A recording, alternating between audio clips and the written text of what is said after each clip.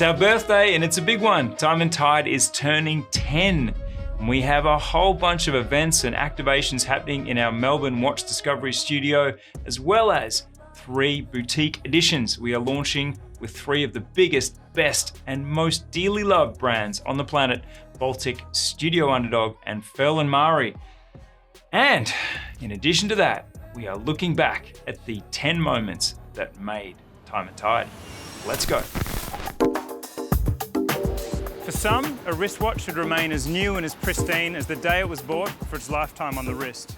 But for others, like our friend Pierre... Oh, the Panerai scene, this is the best. So I met Marcus for the first time on this shoot. He was a friend of a friend, and he'd been recommended to do this shoot. And I expected that we were going to sit down with a collector, look at some watches, shoot some watches, and go home. Marcus had other ideas. But what was really interesting about this very first video that we produced together was that I had no idea of the protocols of the watch industry. So when Pierrick started talking about his bronze watch and all of the kind of things that he does to attack the watch to encourage patina, I just put 2 and 2 together, looked around, saw all of the chocolate, thought, why don't we dip this watch in chocolate, and that would help to demonstrate further the idea of patina and what you can do to help that patina along the way. And he was a great sport and he agreed immediately, and the rest was really history. So the industry and the watch enthusiasts out there really resonated with this approach and this story. It was fun and it was playful. And I think that this has always been the attitude moving forward with Time+Tide. Of course, we are an authority when it comes to talking about watches, but we can do it in an entertaining and a very playful way and a very human way. And I love that. A lot of stories about me and watches will take place in airports.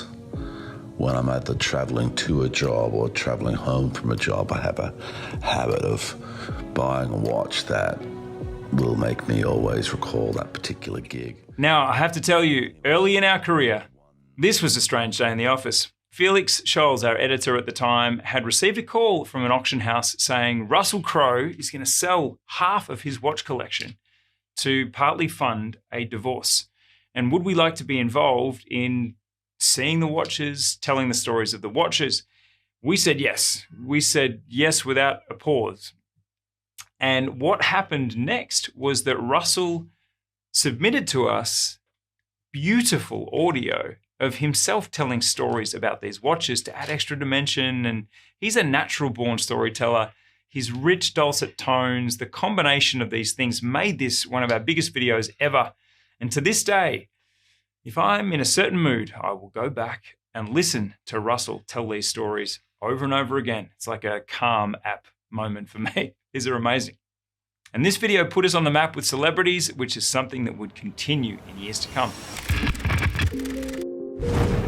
I've always found the sea more mystical than the moon. It's just one of the quirks of my life. I grew up reading Clive Cussler, stories about undersea exploration, stories about maritime adventures, and it's left in me this kind of awe for the sea. Oh, Doxa. It was Basel, and Doxa were exhibiting, and I walked past the booth and I saw the logo, and it triggered all these childhood memories of reading Clive Cussler novels and of picturing this watch, the Sub 300, on the wrist of the hero Dirk Pitt.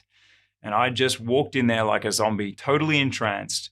And then seeing the Doxa Sub 200 coming into the fray as a new expression for Doxa, my instincts were just raging. This was going to be a really strong first watch contender.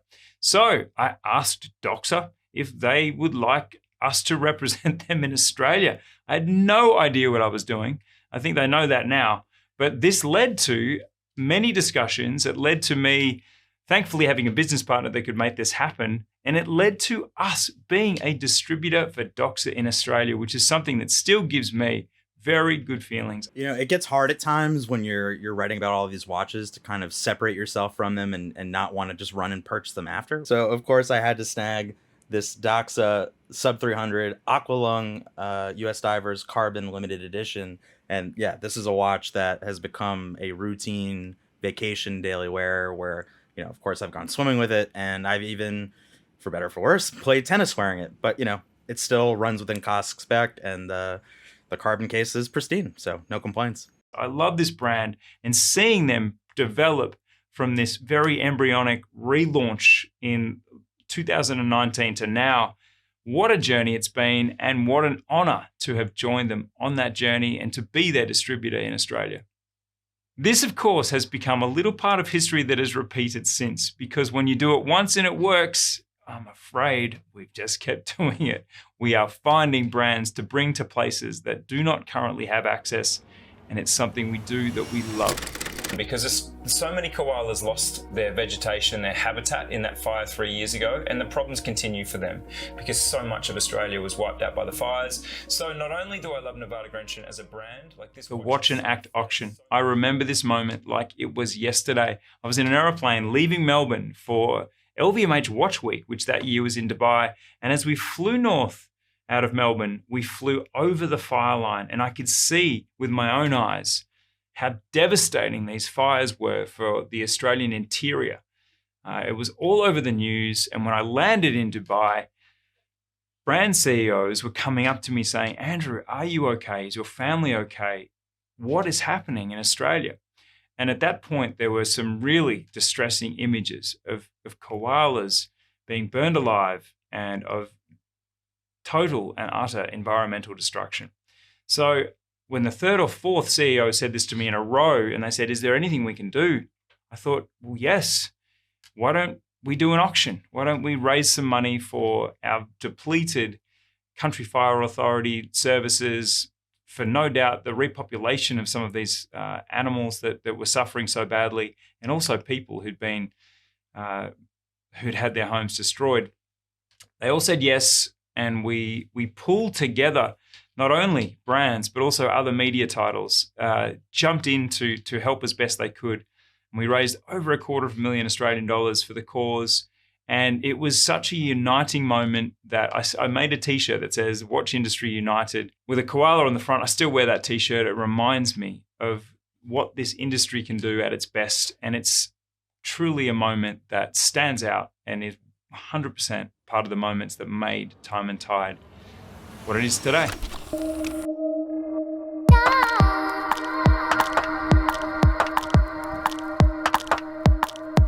So welcome back.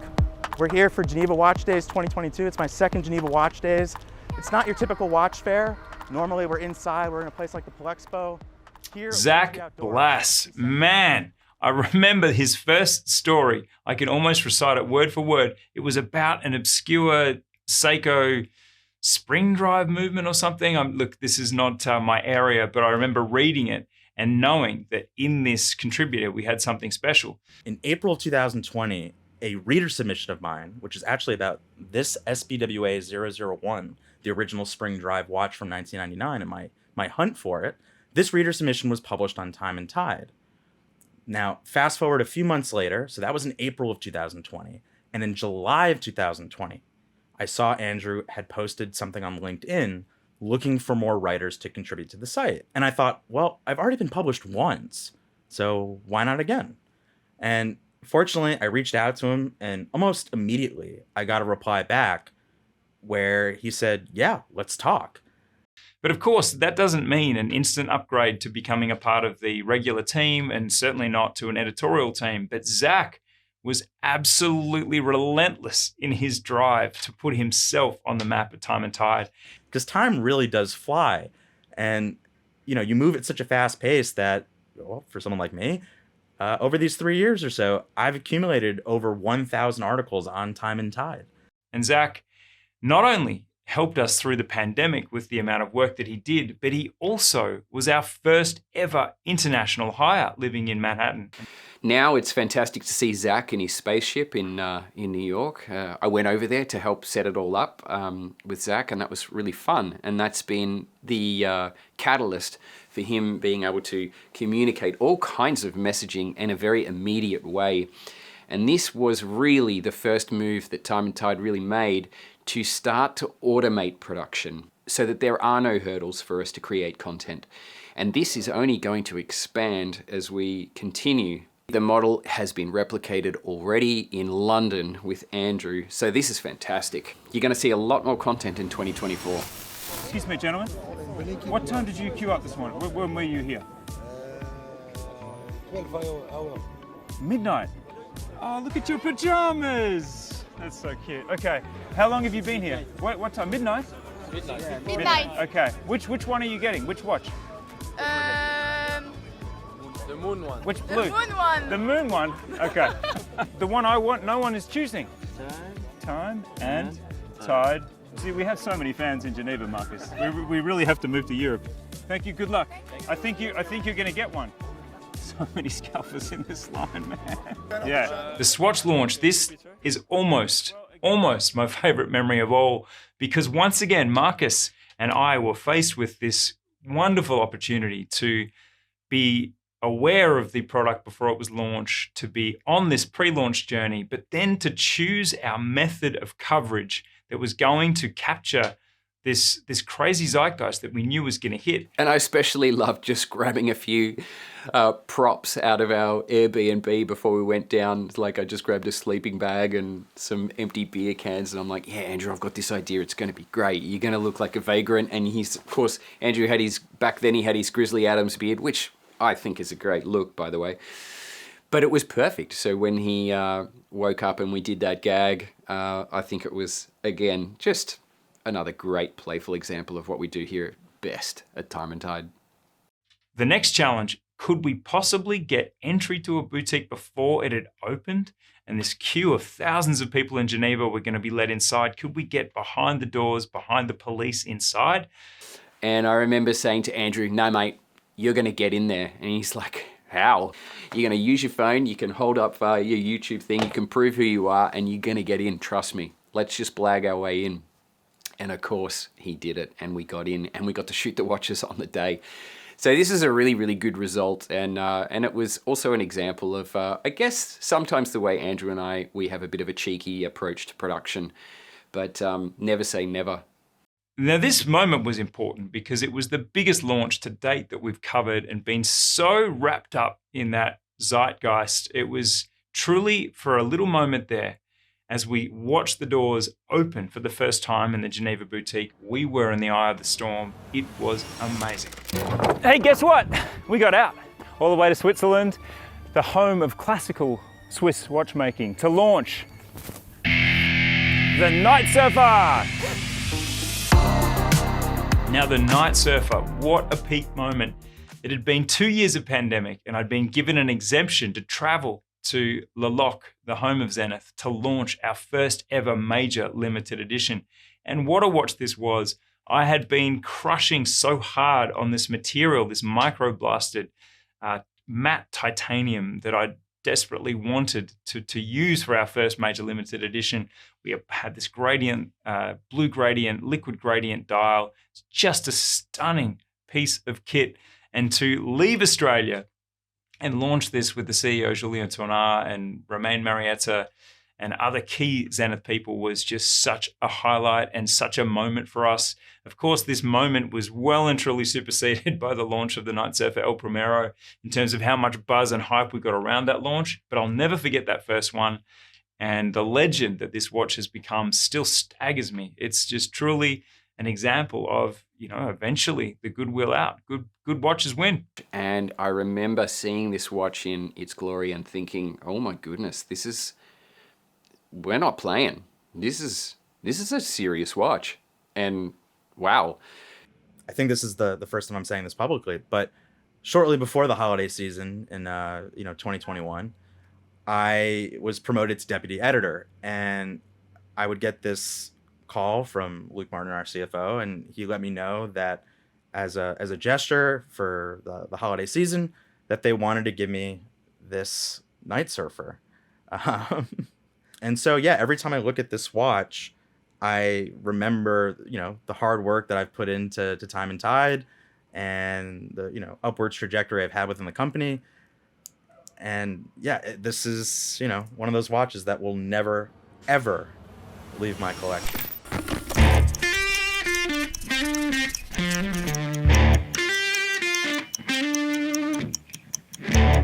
I can't believe we're back. Who is this? Do you make all your watchmakers wear like motorbike helmets in the I don't know who I've got a plan in my mind. See you later. What the fuck? What's happening?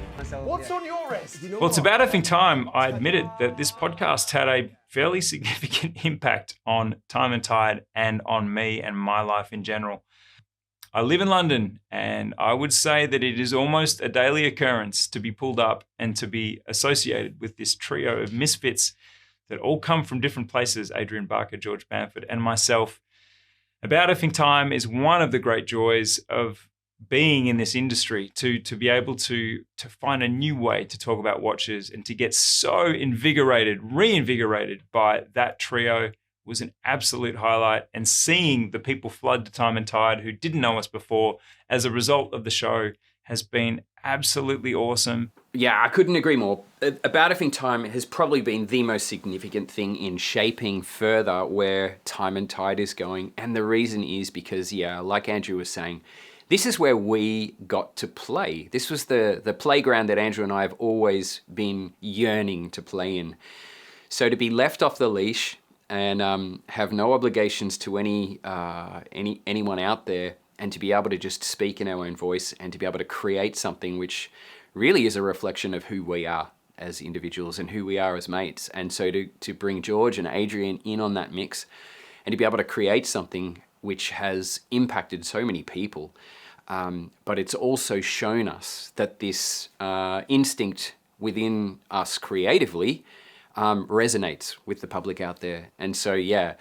You know, Marcus is creative director of that show, and he truly, again, in the same way that he did with the Panerai, in the same way that we did with the MoonSwatch launch, he took something and put it through this incredible creative filter that spat out something that was more like a bratty punk trio shouting at each other in the ultimate man cave. And he made it something that resonated so strongly with people. And we just love not only what that show has become, but also the community that it's built. This thing was meant to be dead about 40 years ago when quartz came along. Why do you think we gravitate to these objects that are, you know, basically unchanged from the 17th century? There's a history to them, you know. They each tell a story, and a watch that, you know, costs a good amount of money, but also there's a ton of work that went into it and detail. Meeting Chris Hemsworth for the, I think, third or fourth time in Monaco on a boat with Matt Damon standing watching us shoot was a moment that made Time and Tide, because I think it gave us this position as a media group that could work with celebrities and really enjoyed it. We swung into that interview. In that chat, not only did he talk about wearing a tourbillon in the surf, he also outed this little band from a tiny suburb in Melbourne called the Teskey Brothers, who have gone on to become pretty epic themselves. And I remember that Andrew was very nervous, but he had prepared really, really well. And it took about 4 seconds for this nervousness of him to just disappear. I think two Australians getting together automatically just brings a sense of relaxation. Nobody has to pretend to be anything that they're not. And that was a great experience, just to watch Andrew settle back into his Australian armchair and just be hanging out with a mate that you would probably do barbecues with and talk life, talk shit, and it's great. That, of course, has led to many more celebrity interviews, and it's something that we just relish the chance to do every single time. But I think that this has been fantastic to see Andrew develop over the years as he's engaged with celebrities, but he's always tried to find the life angle, and which I think always makes for an interesting interview rather than asking the standard questions. It's called the Watch Discovery Studio. It's in the heart of Melbourne, and it is everything you've been looking for in a watch retailer. This is a place where watches... Now we get to a fairly recent moment that has changed the game for Time and Tide, and that's the opening of our studio, our Watch Discovery Studio in Melbourne, Australia.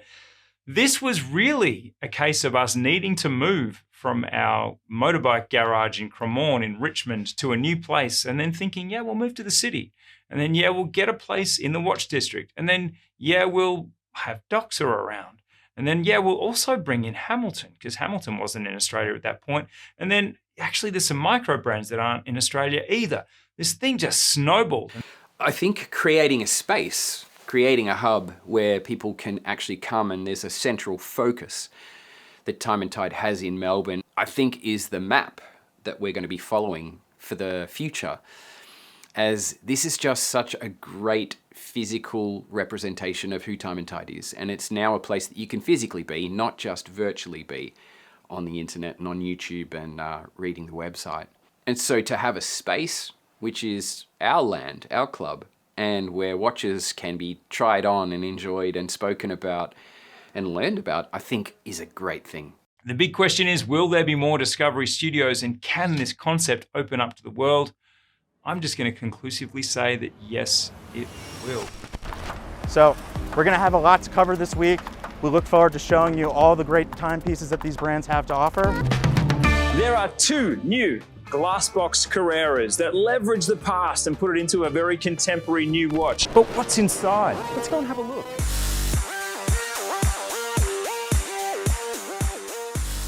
Now, in the same way that a Panerai video ain't a Panerai video when it's Time & Tide, watch fairs and watch events are not the same when we're around. And that's because we're rolling pretty deep with production. We have ways to capture these events and these fairs that really bring you into the action. It's something that we absolutely pride ourselves on and love to do. Whether it is an event in Rome that captures the grandeur of this remarkable city, or whether it is a shutdown of the Louvre where I get to make eyes with Mona Lisa one-on-one and get freaked out as she follows me around the room, or whether it's me and the whole team rolling deep with a team recap of a watch fair. This is us. It is a moment that keeps recurring daily, weekly, monthly, where we get to be us. It's just super exciting, and you just never know what's in store when you arrive, and what the watch brand has up their sleeve. And I think that Andrew and I have always had a great time traveling together, and it's always been a little bit weird because we find ourselves in the most incredible, amazing places, and it's just us bros. So it's a bit disappointing to not be there with the families that we've got, and to be able to take them along, and to have really cracked the code on how to shoot watches remotely and how to shoot them really well remotely. I think you would have noticed with some of our new flagship content that it's just so rich. So we're not only telling fantastic stories in fantastic locations, but we're shooting the watches in all their glory. So you're getting both sides of the picture. And I think this is really, really cool, really encouraging. And I'm very, very much looking forward to the stories that we're going to continue to tell. I think there's a lot of people out there, especially the diehard watch geeks, that think what we do can be easy. And let me tell you, it's absolutely not, right? Because, ultimately it's one appointment after another. So we don't have all the time in the world. And really, to give you a behind the scenes look, I'm effectively going into these sessions, looking at the watches for, maybe 10, 15 minutes, taking every piece of information I can in. And then I step outside, and with no script, totally off the cuff, we present the watches to you. So yeah, it's not an easy task, but it's one that is both exhausting and exhilarating. And I absolutely love doing it. Well, there's 10 moments that made Time & Tide, and I'm in another moment that's making Time & Tide right now. I'm recording this in my new studio in London, as I have relocated here with my whole family to keep doing this Time & Tide thing on an even bigger scale. So 10 years, you are nothing. Let's do a recap in 2 years, because that's how long it'll take to rack up this many moments at the pace we're going right now. And for that, I thank you, because without you supporting us and watching us and being involved with us in all these different ways, we would not be heading into the future with such excitement and such enthusiasm as we do. Thanks for watching, and I will see you soon somewhere in this ecosystem of ours.